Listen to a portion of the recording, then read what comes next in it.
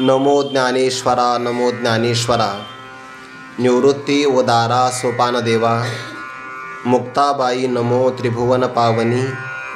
आद्यत्रय जननी देवांची जयांचे केलिया स्मरण। होय सकळ विद्यांचे अधिकरण। तेचे वंदो श्री चरण श्री गुरूंचे ते नमस्कारोनी आता। यस्य सर्वे समारंभा कामसंकल्पवर्जिताः ज्ञानाग्निदग्ध कर्माणं तमाहु पंडितं बुधाः। जया पुरुषाच्या ठाई कर्माचा तरी खेद नाही, तरी फळापेक्षा काही संचरेना। कैवल्य साम्राज्य चक्रवर्ती विश्वमौली ज्ञानोबाराय सकल ब्रह्मनिष्ठ गुरुजनांच्या परमकृपेने श्री भगवती ज्ञानेश्वरीच्या 4थ्या अध्यायाचा विचार आपण करत आहोत। कोणत्याही प्रकारचं कर्म केल्यानंतर त्या कर्माच्या ठिकाणी कर्तृत्वाचा अभिमान नाही आणि कर्माच्या फलाची आसक्ती नाही। यामुळे संपूर्ण अनंत ब्रह्मांड सृष्टी निर्माण केल्यानंतरही भगवंताला कोणत्याही कर्माचा लेप लागत नाही। हे मदती स्तव जाहले परिम्या नाही केले। आणि असं त्या परमात्म्याला जो आत्मभावाने जाणतो तो सुद्धा सर्व प्रकारच्या कर्मापासून मुक्त होतो। असं तत्त्वज्ञान संपादन करून प्राचीन काळातल्या मोक्ष प्राप्तीच्या इच्छेने संपन्न असणाऱ्या अनेक साधकांनी अशाच प्रकारची कर्म केली। म्हणून अर्जुना, तू सुद्धा त्यांचा आदर्श घेऊन कर्मच करावं। पण कर्म करत असताना कर्माचं नेमकं स्वरूप काय, अकर्माचं स्वरूप काय, या बाबतीमध्ये चांगल्या प्रकारचे विचक्षण ज्ञानीसुद्धा निर्णय करण्याकरता समर्थ झाले। किम कर्म किम अकर्म कवयः अपि अत्र मोहिताः। म्हणून मी तुला कर्म सांगतो, जे जाणल्यानंतर कर्माचं स्वरूप काय, अकर्माचं स्वरूप आणि विकर्माचं स्वरूप जाणलं असता अशुभ संसारापासून तू मुक्त होशील। अर्थात हा कर्माने मोक्ष मानण्याचा प्रघात नाही। कर्माने जेव्हा मोक्ष होतो असं शास्त्रामध्ये म्हटलं जातं, तेव्हा कर्माने कर्माच्या बंधनातून मुक्तता होते, हा एक अर्थ। किंवा कर्माने मोक्ष होतो तेव्हा अंतःकरण शुद्धीद्वारा परंपरेनं मोक्ष होतो, असा त्याचा अर्थ घ्यायचा। कारण शास्त्रातलं प्रमाण आहे ऋते ज्ञानान्न मुक्ती, ज्ञानाशिवाय मोक्ष मिळतच नाही। किंवा ज्ञानोबरायांचंही प्रमाण आहे ना, वाचोनी ज्ञाने विनयके उपाय करीसी जितुके ते गुंफसी अधिके रुखीये। या वृक्षामध्ये किंवा संसाराच्या वृक्षामध्ये तो सापडला जाशील। किंवा ते ज्ञानाचं सौरश मोक्षाचा, तो ज्ञानानेच मोक्ष प्राप्त होतो, दुसरा त्याला पर्याय नाही। पण कर्माचं स्वरूपही जाणावं। या बाबतीमध्ये शास्त्राने प्रतिपादन केलेलं जे कर्म त्याला विहित कर्म असं म्हणतात। शास्त्राच्या विरुद्ध वागणं त्याला विकर्म असं म्हणतात। आणि कर्म न करणं किंवा स्वरूपाने कर्माची समाप्ती होणं याला अकर्म असं म्हणतात। अकर्म पदाचे पण 2 अर्थ आणि विकर्म पदाचे सुद्धा 2 अर्थ। कर्माचा अभाव, कर्म न करणं, यालाही काही जण अकर्म असं म्हणतात। आणि आता कर्माचं प्रयोजनच राहिलं नाही त्या स्वरूपाला सुद्धा अकर्म असं म्हणतात। विकर्मामध्ये विरुद्ध कर्म म्हणजे निषिद्ध कर्माला विकर्म म्हणतात। किंवा वर्ण आणि आश्रमाला विशेष कर्म त्यालाही विकर्म असं म्हणतात। म्हणजे जगद्गुरू शंकराचार्यांचा आणि ज्ञानोबारायांचा या शाब्दिक असणाऱ्या प्रयोजनातला भाव, अभिप्राय तो लक्षात येण्याकरताही 2 अर्थ सांगितले। ज्ञानी पुरुषाचा भाव काय आहे किंवा जो स्वरूपाला प्राप्त झाला त्याचं कर्माकडे पाहण्याची दृष्टी काय आहे, तर त्याचा काल आपण विचार केला। जो कर्माच्या ठिकाणी अकर्म पाहतो, पहिला अर्थ जर घेतला तर शरीराकडून सगळ्या प्रकारची कर्म घडतात, पण ती कर्म घडत असताना मी अकर्ताच आहे असा भाव त्याला म्हणतात कर्मात अकर्म। आणि सामान्य पुरुष जेव्हा म्हणतो की मी काहीच करत नाही, मी उदासीन आहे, मी शांत बसलेलो आहे, पण अहंकार मात्र गेलेला नाही, तर त्याच्या कर्माच्या अभावात सुद्धा अहंकार दिसत असल्यामुळे ते अकर्माच्या ठिकाणी कर्म पाहणं आहे। हा झाला पहिला अर्थ। दुसरा अर्थ करत असताना कर्म शब्दाचा अर्थ होतो जगत प्रपंच आणि अकर्म पदाचा अर्थ होतो परमात्मा। कर्माच्या ठिकाणी अकर्म पाहायचं म्हणजे संपूर्ण जगत आपल्याला दिसत असताना त्या जगताच्या आत असणारं सत्ता आणि स्फूर्ती देणारं परब्रह्मतत्व पाहणं याला म्हणतात कर्मात अकर्म पाहणं. म्हणजे जगतामध्ये परब्रह्मतत्वाचा अनुभव घेणं हा झाला पहिला अर्थ. त्यातला दुसरा अर्थ पुन्हा अकर्माच्या ठिकाणी परमात्मा अधिष्ठान आहे आणि अधिष्ठानाच्या ठिकाणी संपूर्ण अध्यस्त रूपाने जगताला पाहणं.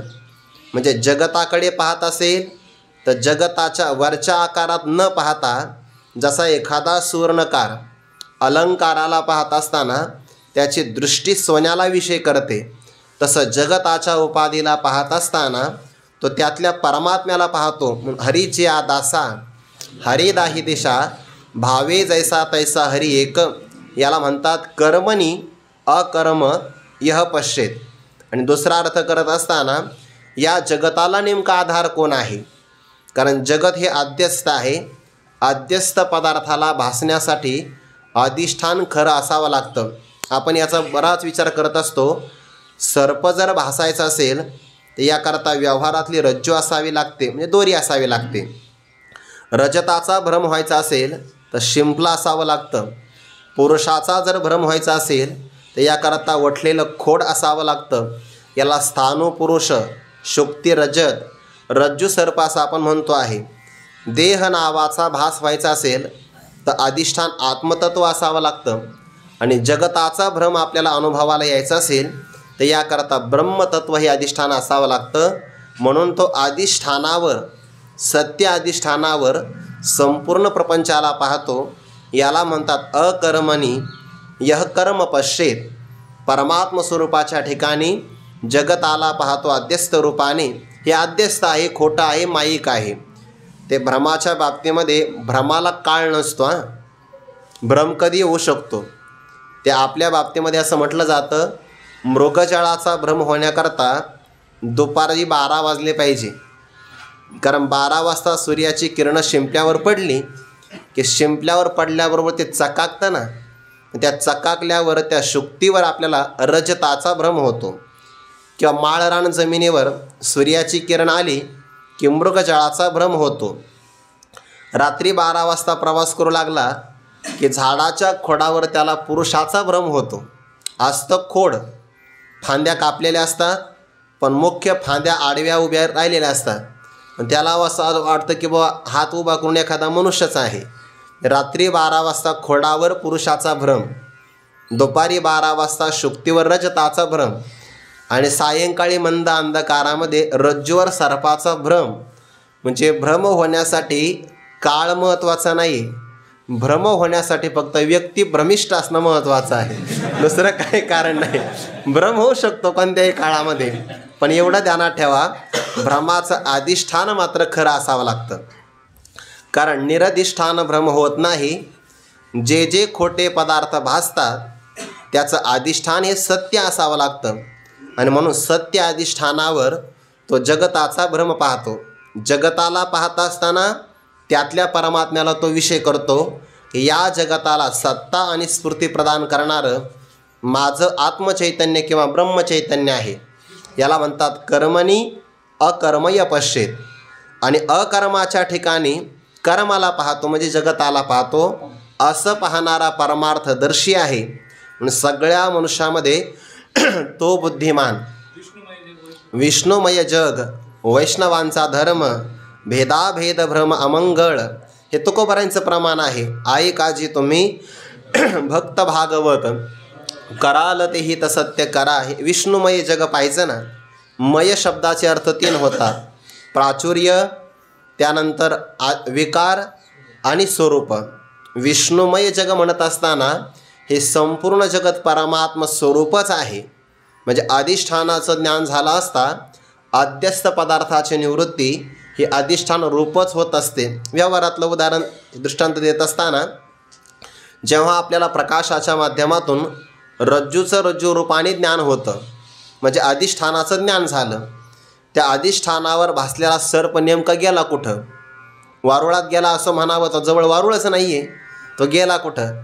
सत्य असता तर वारुळात गेला असता.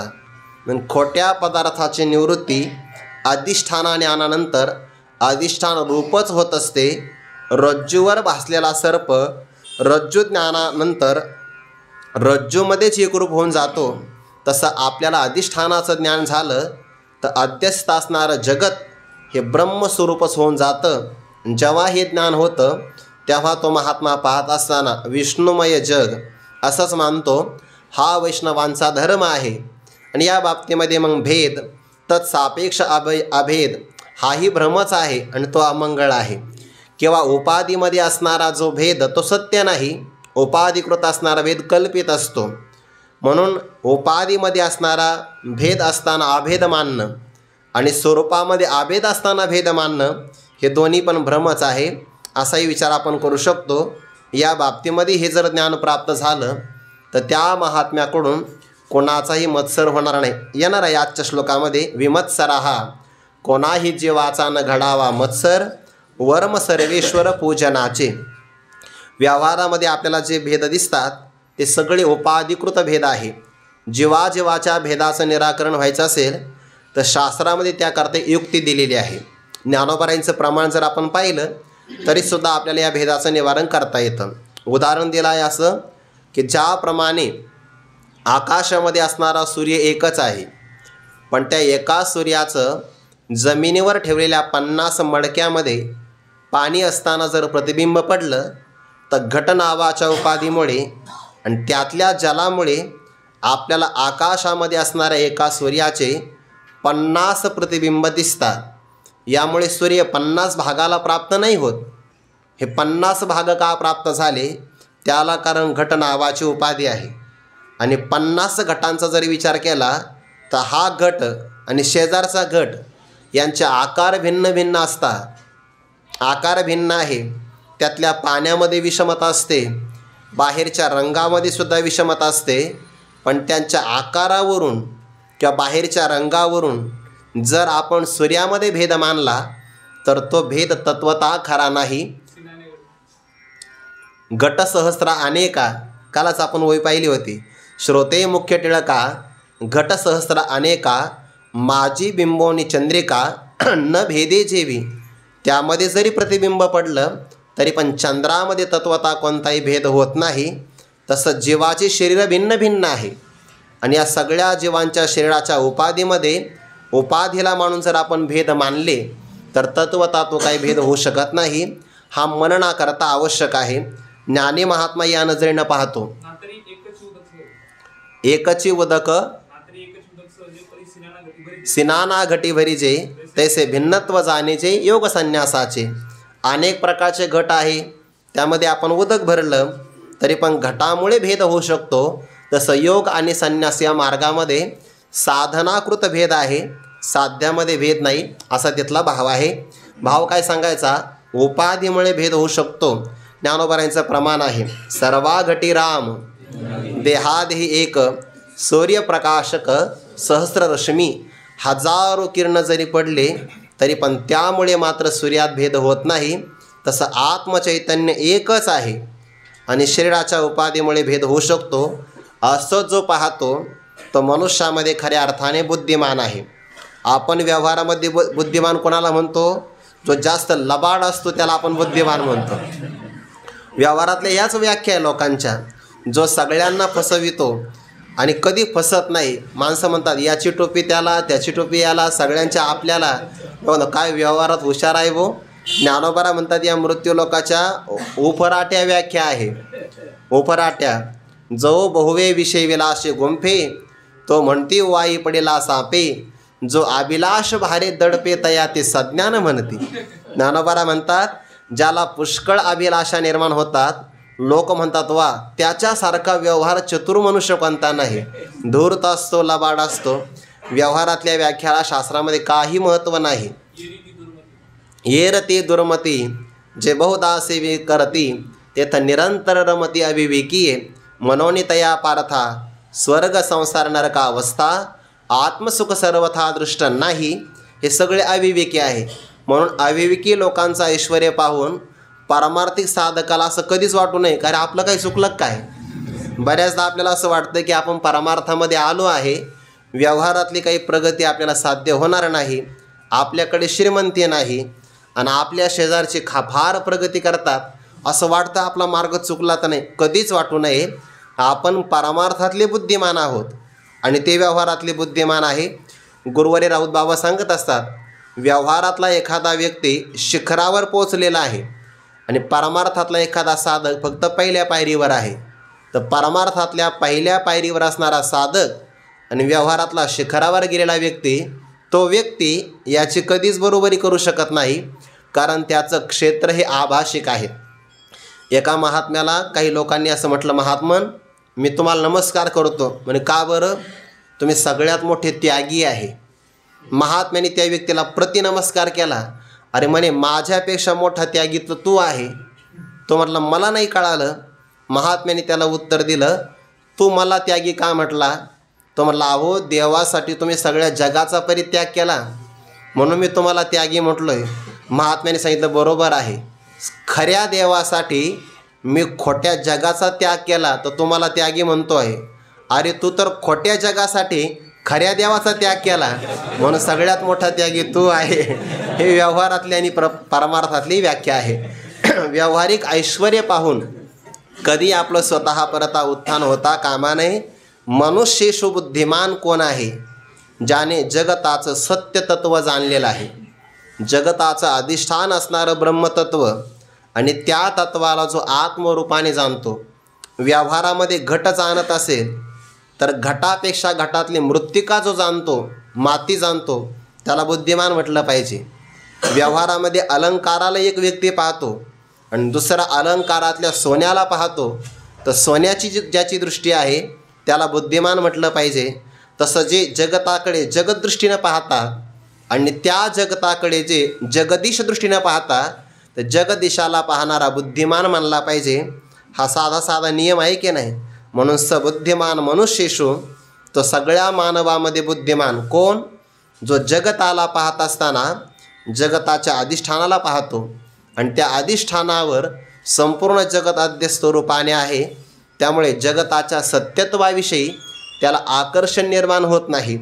असा जो व्यक्ती असेल तो गरीब जरी असेल, भले त्याला खाण्याकरता भिक्षा मिळत नसेल, अंगावर परिधान करण्याकरता फार मोठे वस्त्रही नसतील किंवा त्यांच्याकडे आपल्या हल्लीच्या भाषेमध्ये बँक बॅलन्स नसेल, पण तो मात्र जर मनुष्य देहामध्ये येऊन परमात्म तत्वाचं ज्ञान करून घेत असेल, सगळ्यामध्ये बुद्धिमान तो आहे, ज्ञानी तो आहे.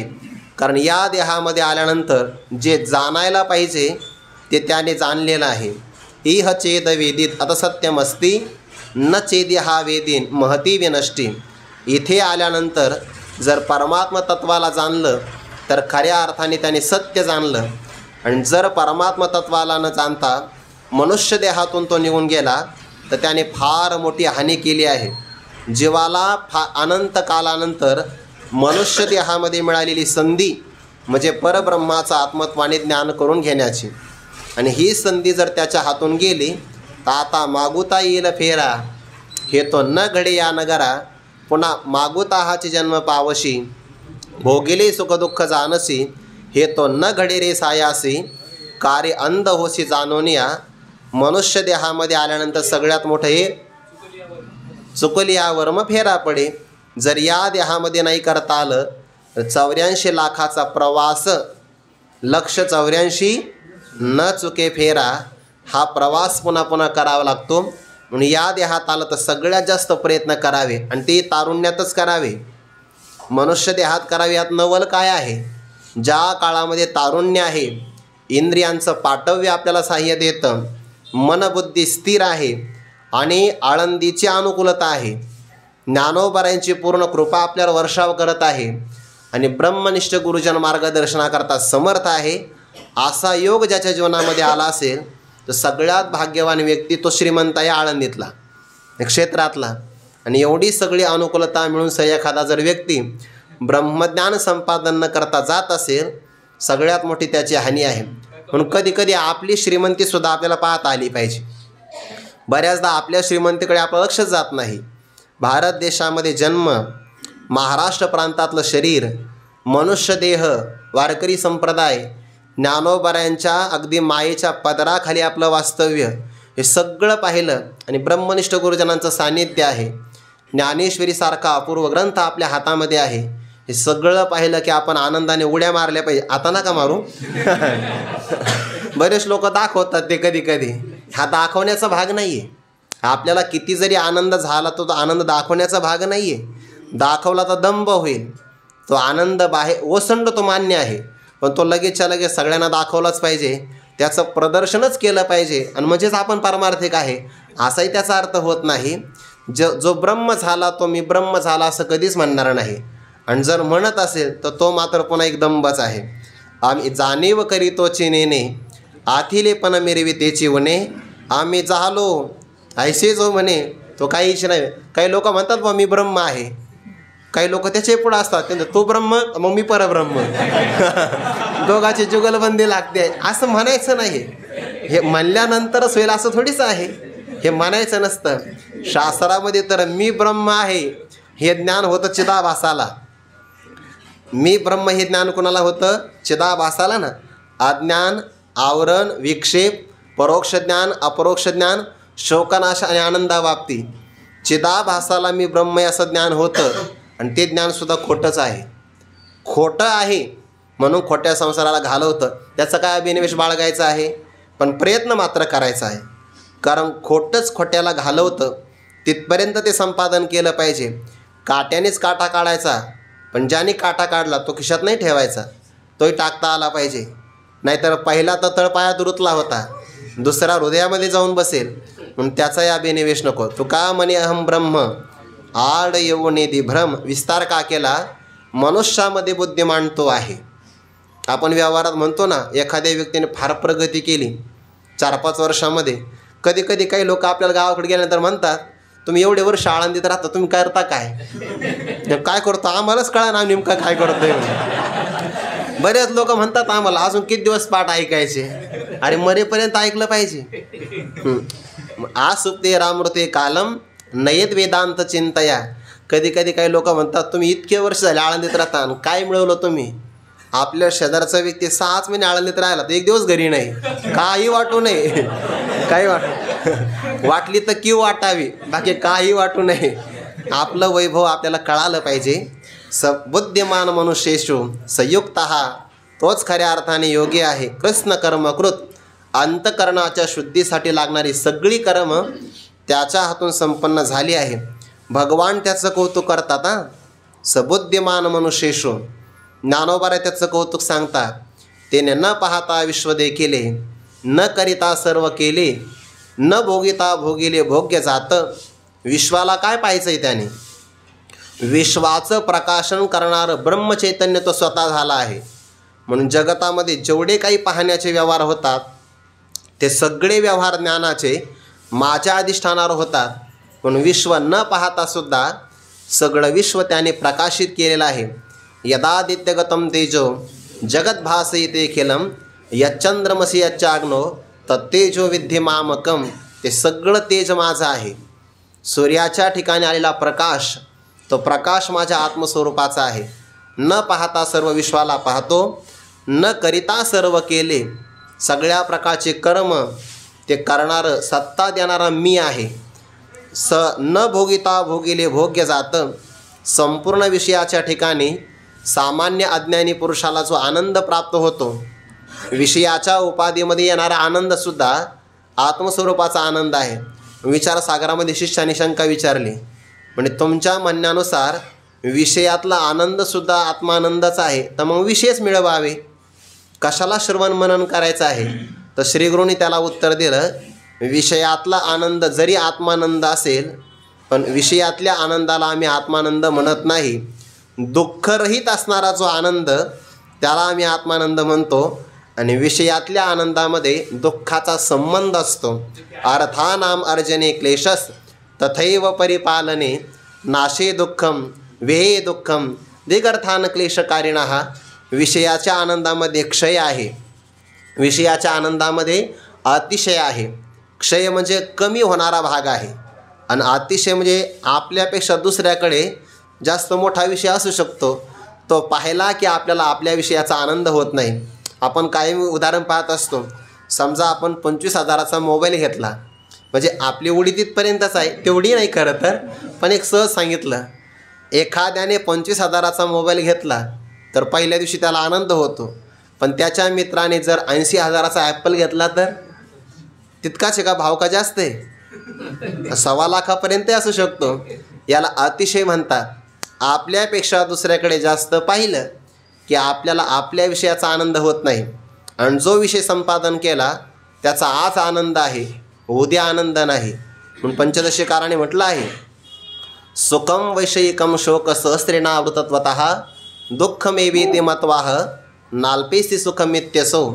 विषयातला असणारा आनंद हजारो शोकाने आवृत्त आहे, म्हणून त्या विषयाच्या आनंदाला महात्मे किंवा ज्ञानी पुरुष आनंद किंवा सुख मानत नाही.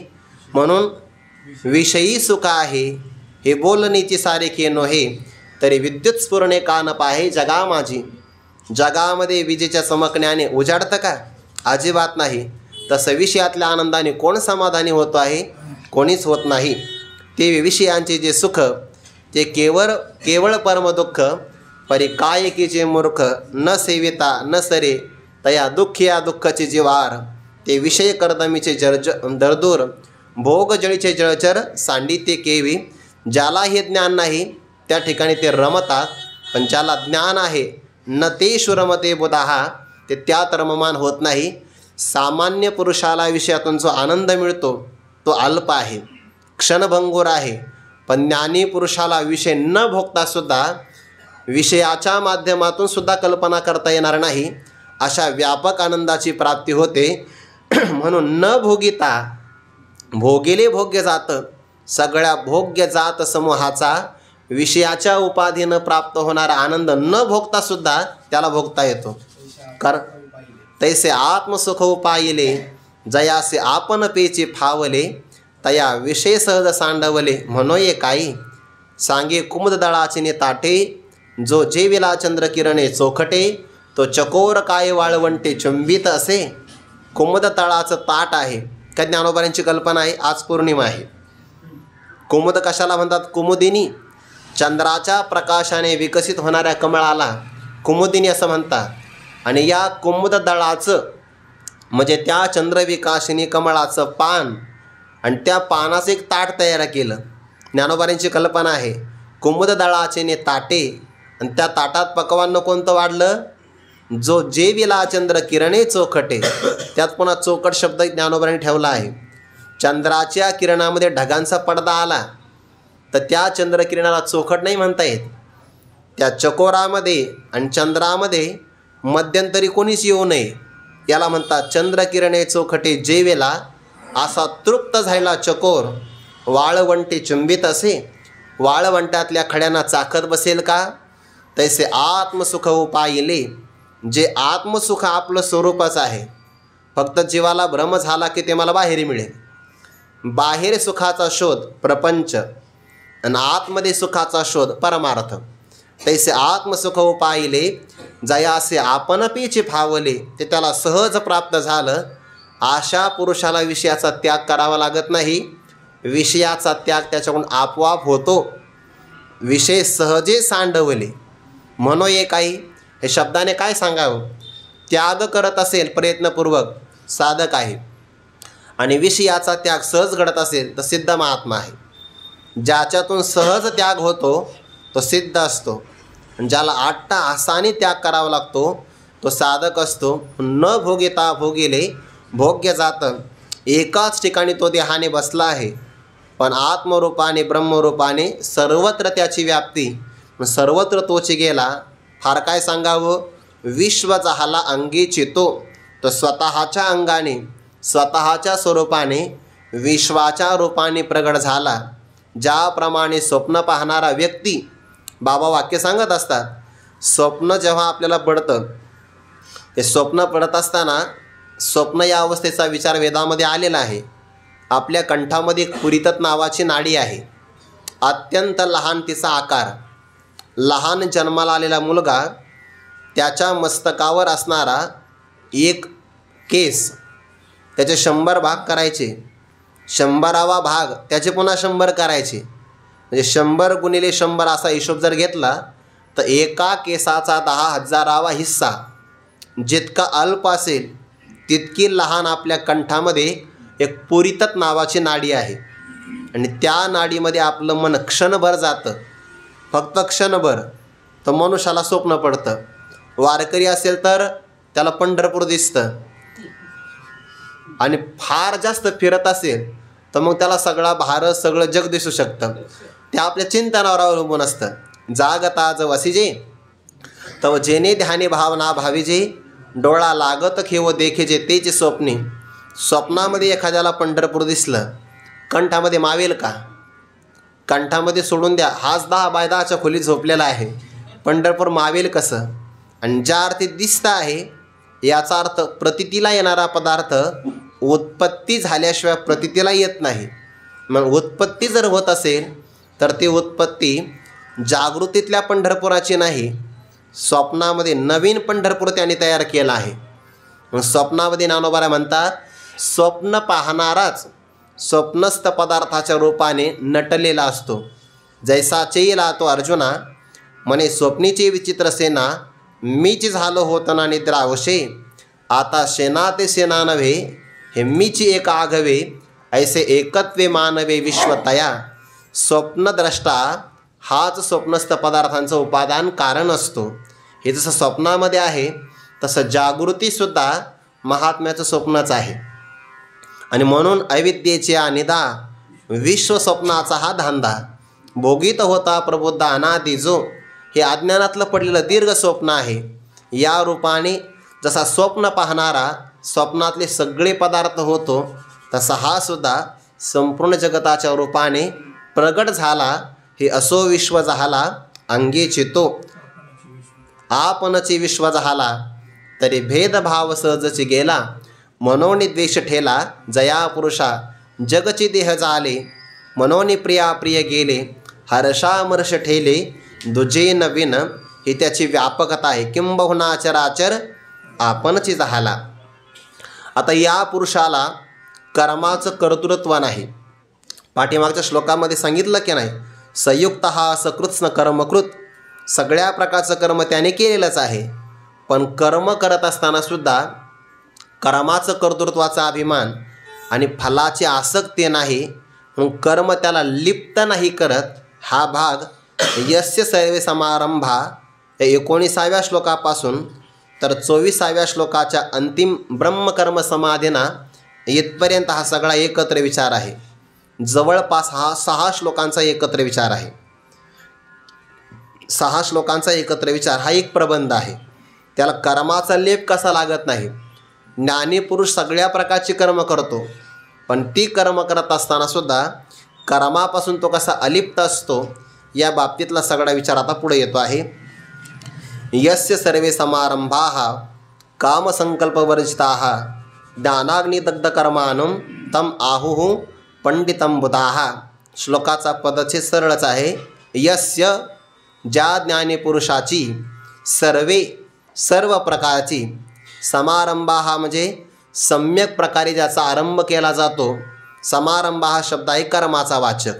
सर्वे समारंभाः म्हणजे सर्व प्रकारची कर्म, कायिक वाचिक मानसिक सगळ्या प्रकारची कर्म ज्या महापुरुषाची कशी असतात.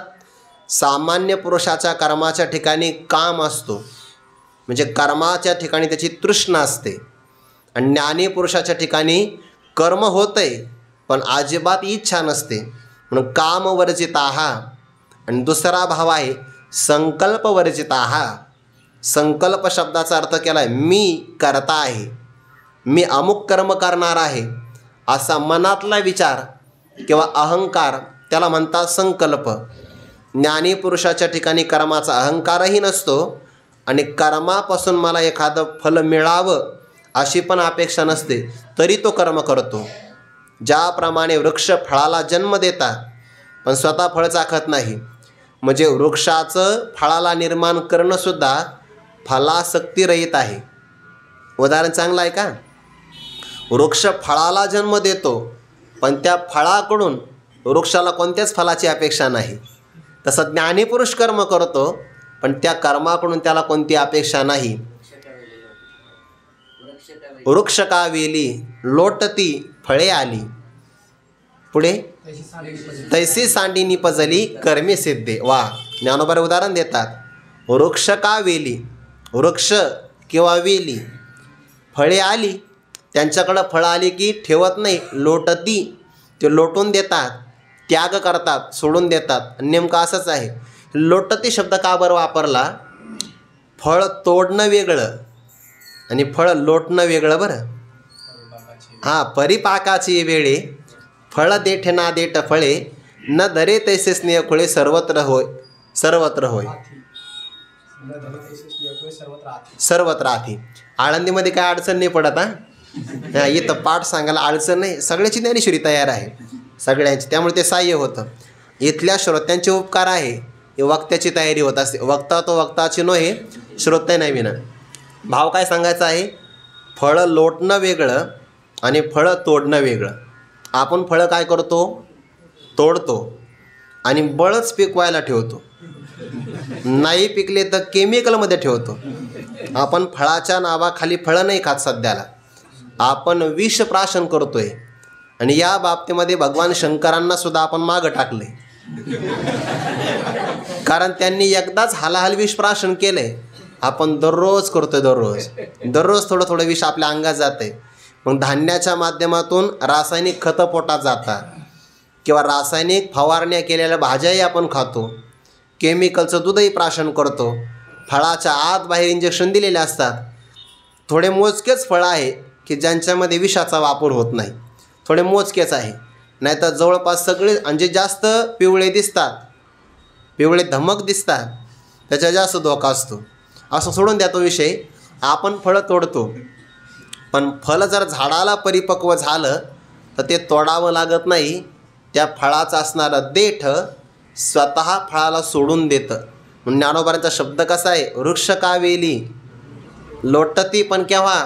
फळे आली. परिपक्व जर झालेली फळं आली तर ते देठ आपोआप लुटून देतं.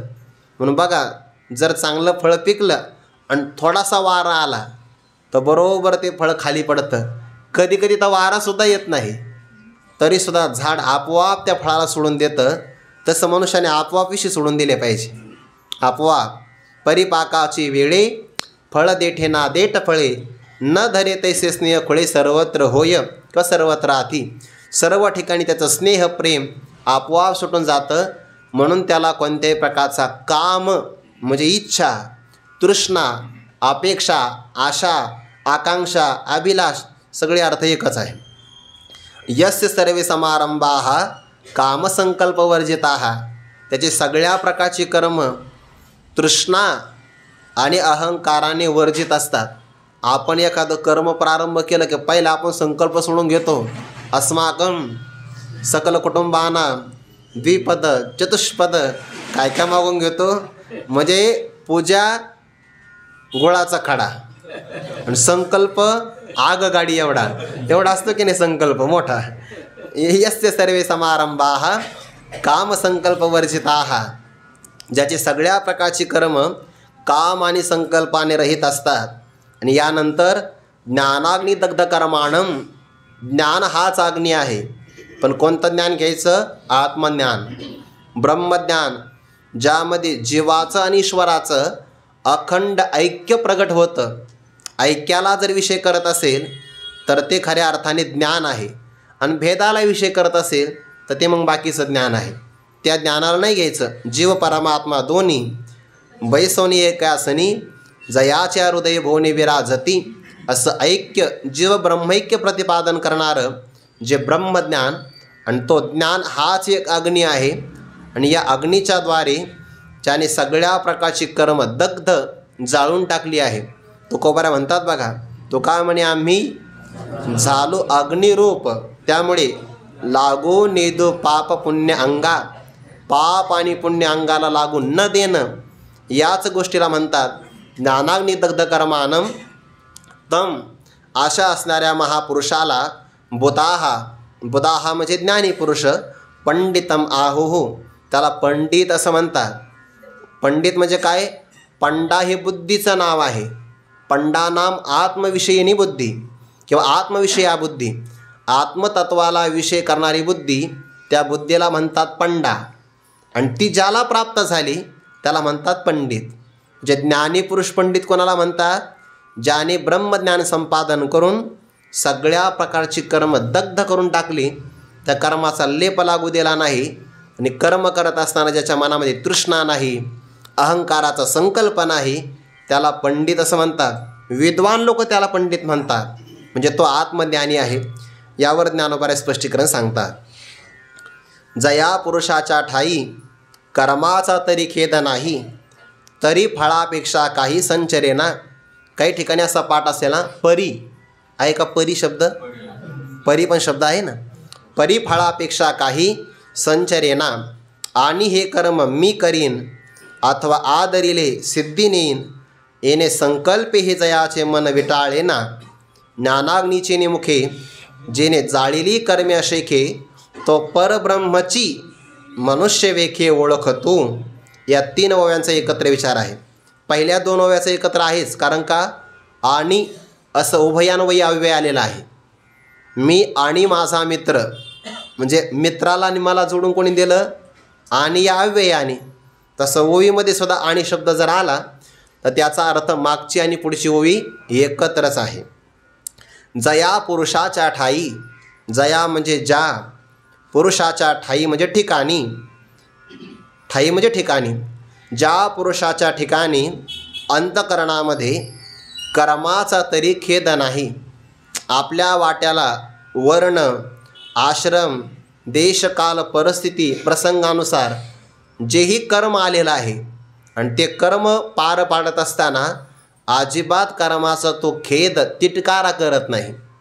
व्यवहारामध्ये आपल्याला कर्माचा तिटकारा येतो कायमचा, आपल्याला हे बघायला भेटतं. एखादा विद्यार्थी शाळेमध्ये असतो, मग अभ्यास करणं हे त्याच्या वाट्याला आलेलं काय आहे?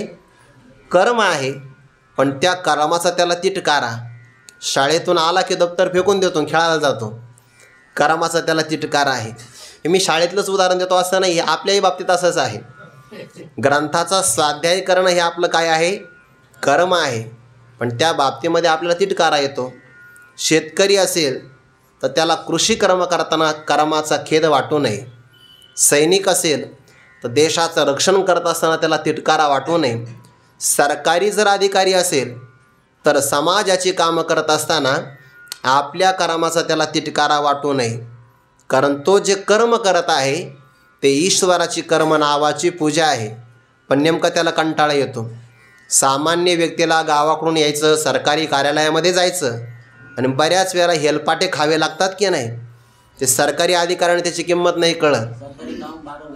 12 महिने थांबले तर 12 वर्ष थांब, सरकारी कामं अशीच असतात की नाही. हे कर्माचा खेद असतो त्यांच्या ठिकाणी. तिटकारा करतात ते किंवा आळस करतात, असं करू नये. कर्म ही पूजा आहे. जया पुरुषाच्या ठाई कर्माचा तरी खेद नाही. कर्माचा तिटकारा आहे, करू नये. प्रत्येकाच्या वाट्याला आलेली कर्म आहे ते त्याने ईश्वराची आज्ञा म्हणून केले पाहिजे. कर्माचा तिटकारा वाटू नये. का? कर्म अंतकरण शुद्धी करणार आहे. मनशुद्धीच्या मार्गी जै विजयी व्हावे वेगी, तै कर्म सबळा लागे आळसू न केजे. कारण अंतकरण शुद्धी आणि वैराग्य प्राप्त करून देणारं कर्मच आहे. म्हणून आपल्याकडे कर्माची जी काही मूल्य व्हायला पाहिजे तेवढी होत नाही. आणि या बाबतीमध्ये सरकारही फार जबाबदार आहे. कर्माचं मूल्य कुठं आहे? कर्माच्या बाबतीमध्ये जेवढी श्रमप्रतिष्ठा असायला पाहिजे तेवढी श्रमप्रतिष्ठा नाही आहे. सरकारी योजना भारत देशामध्ये किंवा कोणत्याही देशामध्ये असणाऱ्या योजना, त्या व्यक्तीच्या ठिकाणी असणारी श्रमप्रतिष्ठा, या श्रमाला प्रगट करण्याकरता अवसरच मिळत नाही.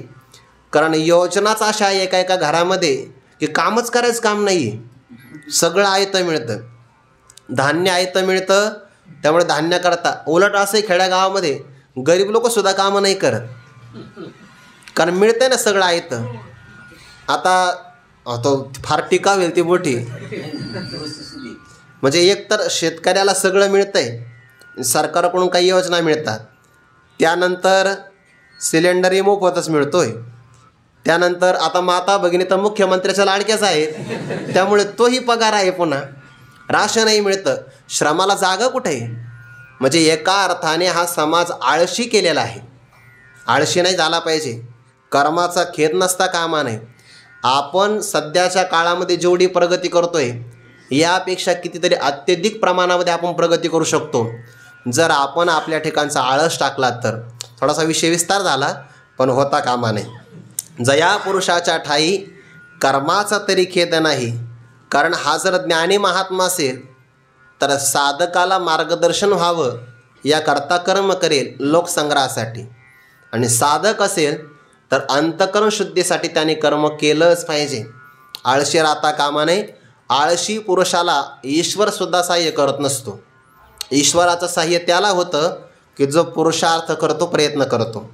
जया पुरुषाच्या ठाई कर्माचा तरी खेद नाही. वर्तमान काळामध्ये आपल्याला जी अवस्था आहे ना ती आपला कालच्या प्रयत्नाचं फळ आहे, आणि भविष्य काळात आपली जी प्रगती होणार आहे ती आज आपल्या वर्तमान काळाच्या प्रयत्नावर अवलंबून आहे. म्हणून जो मनुष्य आळस टाकून प्रयत्न करतो आज, त्याचा उद्याचं भवितव्य किंवा भविष्यकाल उज्ज्वल आहे. नाहीतर आज आळशी राहिला तर उद्या काही मिळणार नाही. स्वाधिकाराचे नावे जे वाटी आले स्वभावे, ते आचरे विधे गौरवे शृंगारुनी. स्वाधिकाराच्या नावाखाली जे आपल्या स्वभावतः वाट्याला आलेलं आहे ते अगदी शास्त्राच्या गौरवाचा शृंगार करून त्याचं तो आचरण करतो आहे. मग कर्माचा अजिबात खेद नाही. परंतु कर्म करत असताना फळापेक्षा काही संचरेना, या कर्माच्या फलाची काही अपेक्षा अजिबात त्याच्या मनात प्रवेश नाही करत. ज्ञानी पुरुषाचं अंतकरण इतकं महत्त्वाचं आहे की त्याच्या अंतकरणामध्ये तो अशा व्यर्थ वस्तूला जागाच देत नाही. आपण आपल्या मोबाईलमध्ये तरी काही गोष्टी डिलीट करतो, पण मनामध्ये किती साठवलेलं आहे सांगता येणार नाही आहे. किती जागा दिलेल्या आहे फार मोठ्या. माणसं 6-6 महिन्याचं वैर मनात ठेवतात. जागा मनामध्ये एकाला जागा दिली पाहिजे, फक्त परमात्म्याला. साठविला हरी जे हृदय मंदिरी, त्यांची सरली येरझार, त्यांची बरं, बाकीच्यांची नाही. झाला सफळ व्यापार. म्हणून एकच वचन तुकोबारा ठेवता, साठविला हरी. ज्यांनी आपल्या हृदयामध्ये फक्त परमात्मा ठेवला, याचा अर्थ सांसारिक भोगाच्या वासना, फलाची अपेक्षा अजिबात मनास प्रवेश दिला नाही. काही गोष्टी कानाने ऐकाव्या लागतात, डोळ्याने काही गोष्टी पाहाव्या लागतात, पण मनापर्यंत जाऊ नाही दिल्या पाहिजे. तिथपर्यंतच त्याचा दरवाजा ठेवला पाहिजे. कधी कधी आपण एखाद्या घरात जातो की नाही, तर ते घराच्या बाहेर प्रवेश दरवाजा असतो, आपण त्याला गेट म्हणतो. त्याच्याही आतमध्ये पुन्हा लोखंडी दरवाजा, त्याच्याही आत पुन्हा लाकडी दरवाजा, इतकं असतं की नाही. आणि सगळ्यात शेवटी आपलं आतलं घर असतं. तसं मन हे आपलं आतलं घर आहे, हे प्रवेशद्वार आहे. डोळे कान याच्या आतमधून काही गोष्टी जरी गेल्या तर मनापर्यंत नाही गेल्या पाहिजे. तरी फळापेक्षा काही संचरेना, फळाची अपेक्षा त्याच्या मनामध्ये जात नाही. म्हणजे मनात कर्माचा तिटकाराही नाही, आणि मनामध्ये फळ अपेक्षा, कर्म केल्यानंतर मला कर्माचं काही फळ मिळावं ही सुद्धा अपेक्षा, काही जरी प्रयत्न केला तरी संचरेना. भगवान परमात्मा नृसिंह अवतारात प्रगट झाले. प्रगट झाल्यानंतर त्या हिरण्यकश्यपूचा वध केला, पण भगवंताचा आवेश काही थांबेना. नारदांनी स्वर्गातल्या देवांना सांगितलं, चला आपण भगवंताला शांत करू. ते नाही, आम्ही नाही येणार. आमचं एवढंच काम होतं हिरण्यकश्यपूचा वध व्हावा, आता आम्ही येत नाही. का म्हणे? न जाणो भगवंतानी एखादी कानाखाली आपल्या मारली, मग आपण स्वर्गात नाही पाताळात जाऊ, त्यामुळे आम्ही नाही येणार. ब्रह्मदेवाला सांगितलं तुम्ही चाला, ते नाही म्हणे. का? हे हिरण्यकश्यपूचा सगळा पराक्रम वाढण्याचं कारण मीच आहे, कारण वरदान मी दिलं ना. प्रभू मलाही शिक्षा करतील. सगळे नाराज झाले. लक्ष्मी मातेला सांगितलं तुम्ही तरी चाला, तुमचं ऐकतील ते. असा व्यवहारातला अनुभव आहे, तुमचं ऐकतील ते. लक्ष्मी मातेने सांगितलं नाही. जेव्हा लग्न झालं तेव्हा शांताकारम, आणि आता तर आवेश आहे, त्यामुळे आम्ही नाही येणार. ज्याच्याकरिता हा अवतार झाला त्यांना पाठवावं. भक्त प्रल्हादाला समोर केलं. नाम प्रल्हाद उच्चारी तया सोडवी नर हरी, उचलोनी घेतला कडीवरी, भक्त सुखी निवाला. आणि प्रल्हादाने सांगितलं प्रभो शांत व्हा. भगवान शांत झाले आणि भक्ताच्या मस्तकावरून हात कुरळवू लागले. प्रल्हादाला विचारलं, प्रल्हादा माझ्याकडे काहीतरी माग. काहीच मागणार नाही. मागितलं तर भक्तीचा व्यापार होईल, काहीतरी माग, काहीच मागत नाही. मग भगवान म्हणाले तुला काही नाही लागत ना, माझ्याकडून तो वरदान मागत नाही, मग तू तर वरदान मला दे. भक्त प्रल्हाद म्हणले काही हरकत नाही, माझ्याकडून तुम्ही वरदान घ्या. भगवंतानी वरदान मागितलं, तू माझ्याकडं काहीतरी मागावं, हेच मला वरदान दे. म्हणजे आता संकट सापडले की नाही, काहीतरी मागावं लागेल. भक्त प्रल्हाद हुशार होते, ते म्हणाले तुझ्याकडं काही मागण्याची बुद्धीच मला होऊ नये, हेच मला दे. फळापेक्षा काही संचरेना. देवाने प्रयत्न केला तरी पण फलाची अपेक्षा मनामध्ये मात्र प्रवेश नाही करत. आणि हे कर्म मी करीन अथवा आदरिले सिद्धी नेईन, येणे संकल्प हे जयाचे मन विटाळे ना. मनामध्ये निर्माण होणारा विचार, संकल्प हा सुद्धा एक प्रकारचा विटाळ आहे, कलंक किंवा दोष आहे. आणि त्या दोषाचे ज्ञानोबाऱ्यात 3 प्रकार सांगतात. पहिला, अमुक हे कर्म आहे, म्हणजे ते माझ्यापेक्षा वेगळं आहे. मी करीन, या कर्माला मी स्वतः करणारा करता आहे, हा दुसरा संकल्प. अथवा आदरिले, ज्या कर्माला मी प्रारंभ केला सिद्धी नेईन, त्या कर्माला मी परिपूर्णतेपर्यंत घेऊन जाईल. 3 संकल्प आले की नाही. हे कर्म मी करता, प्रारंभ केलं तर शेवटाला घेऊन जाईल. ते वाक्य असतं हाती घेऊ तडीच नेऊ, असं वाक्य असतं की नाही. म्हणजे आदरिले सिद्धी नेईन, येणे संकल्पेही, या संकल्पाने सुद्धा जयाचे मन विटाळे ना. ज्याच्या मनाला विटाळ प्राप्त होत नाही, म्हणजे ज्याचं मन मी करता हे कर्म परिपूर्णतेला घेऊन जाईल, याही विचारापर्यंत येत नाही. का? ते मन हे राम झाले, मन हे राम झाले. त्यामुळे संकल्प किंवा विचार करणं या दोषापर्यंत सुद्धा ते मन येत नाही. इतकं ते परिपूर्ण शुद्ध स्वरूपाला प्राप्त झालं. आचरता सिद्धी गेले तरी काजाचे किरा आले, परी ठेली याही सगुण झाले ऐसे माने. आचरण करताना एखादं कर्म पूर्ण झालं तरी तो हर्षित होत नाही, आणि अपूर्ण राहिलं तरी खेद करत नाही. ईश्वराची इच्छा, त्या इच्छेमध्ये आपली इच्छा समाविष्ट करून टाकतो. ओने पुरेयाचे काही, ओरोने दे आपुल्या ठाई, सजातची करून घे जीवित आहे. ओनं झालं, पूर्ण झालं तरी आपल्या मनामध्ये खेद राहू देत नाही. ईश्वराच्या इच्छेत आपली इच्छा समाविष्ट करतो. ज्ञानाग्नीचे निमुखे, जेने जाळिली कर्मे अशेखे, तो परब्रह्मची मनुष्य वेखे ओळखतो. ज्ञानाग्नीच्या मुखाने ज्याने सगळ्या प्रकारची कर्म जाळून टाकली, कारण संचित कर्म ज्ञानाने दग्ध होतं. प्रारब्ध भोगून संपवावं लागतं आणि क्रियमान कर्म लागत नाही. जेने जाळिली कर्मे अशेखे, तो मनुष्यासारखा जरी दिसत असेल तरी मनुष्याच्या विषयामध्ये साक्षात तो परब्रह्मची. आणि अर्जुना, तू त्याला ओळख बरं. अशा महात्म्याला तू ओळखलं पाहिजे. त्याला ओळखलं की त्याच्याकडून उपदेश ग्रहण करता येतो, आणि ओळखलं की त्याचा तिरस्कार टाळता येतो. आणखीन काही चिंतन आहे, उद्या पाहू. पुंडलिक वरदारी विठ्ठल श्री ज्ञानदेव तुकाराम माऊली ज्ञानेश्वर महाराज की जय. जगद्गुरु तुकाराम महाराज की जय. सद्गुरु जोग महाराज की जय.